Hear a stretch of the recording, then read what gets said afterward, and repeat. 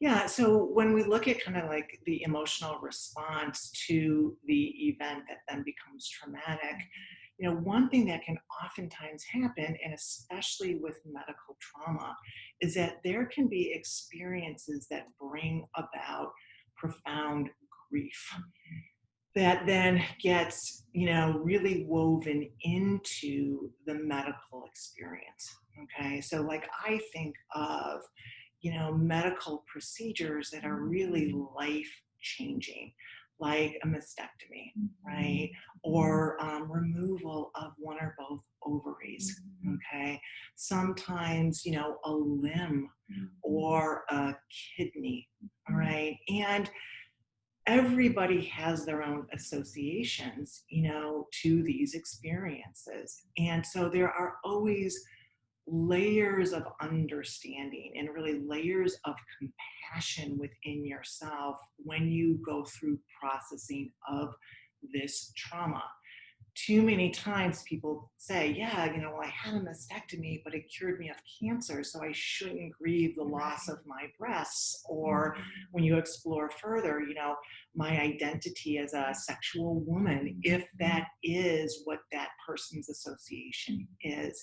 So there's a process of being able to explore, why is this a loss for you? Not with judgment why, but with exploration and curiosity so we can understand. And then allowing yourself to go through the process of whatever valid experience that is for you. And oftentimes we have this dialectical experience. Well, the operation saved my life, but it also, stopped my ability to have children, or threw me into menopause early in life, which then maybe took away some other things like maybe childbearing or youth. Okay. Because sometimes hormones for women are associated with that. So layer after layer after layer after layer. And it becomes traumatic if you don't let yourself go through this exploration and then processing. All right. If you minimize it, invalidate it, try to justify it away, tuck it away, and just move forward, it's always going to stay associated as grief and trauma for you until you allow yourself to unpack it, embrace it, and allow yourself to go through it in a loving and supportive way. Right.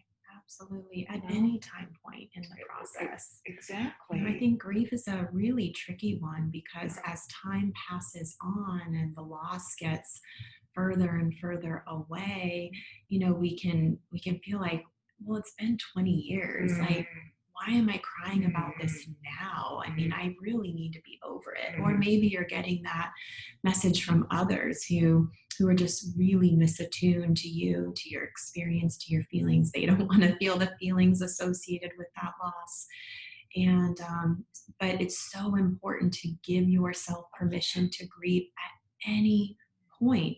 And the other tricky thing about grief is it will show up at different times in your life, even if you have grieved this loss. Well, that's, of course, once again, so I'm thinking, so oftentimes with different milestones, like, I have sat across from many, many people that for various reasons and sometimes medically induced situations weren't able to have children. And maybe this happened when they were 30, but now they're going through what would be natural menopause, and they're recognizing kind of like from this archetypal perspective that I'm moving out of this phase of my life when I would have, oh my God, I have like goosebumps as I'm saying this, when I would have been able to have children and have that be part of my life. And so there's like a resurgence of that trauma. And the first response is always trying to invalidate or minimize. Like, I shouldn't be feeling like this. This is really silly. I've had this really good life. I'm really blessed. Why am I going through this? And so it's just like allowing yourself to grieve, without question or judgment, so that then you can get on the other side of it, Right. So it doesn't have that burdensome weight on your heart and your spirit. Yeah. And then what happens is then the other part of your spirit is able to come forward, right? So we cannot open up to the light until we move through the dark. Okay. So there actually is space that we make when we go through these necessary processes. Quick kind of ADD moment here. So I'm thinking about like creativity. Like you can't get to creativity until you clear out burnout and overwhelm, right? And then it opens up the space for creativity. So it's the same thing with grief and loss. We can't get to life and light and happiness while we're mired down in unresolved grief. Okay. So again, it's that paradox. We have to open the door to feeling darker, quote unquote, so that then we can move beyond it and then we can get to that light. There's that beautiful quote, you can't see the stars without darkness. Yeah. And that really reminds me of what you're saying. Yeah. It's like you almost can't even see or appreciate or relish, in full the light that is in life when we don't also know how to compare and contrast that with the darkness. And darkness is in life, pain and very difficult things is a part of life. It's a natural part of life, and we can't shy away from it or suppress it or will it away. What we can do is walk through it and feel it, and then let it pass, because it can pass. That's the beautiful thing. And it actually will pass.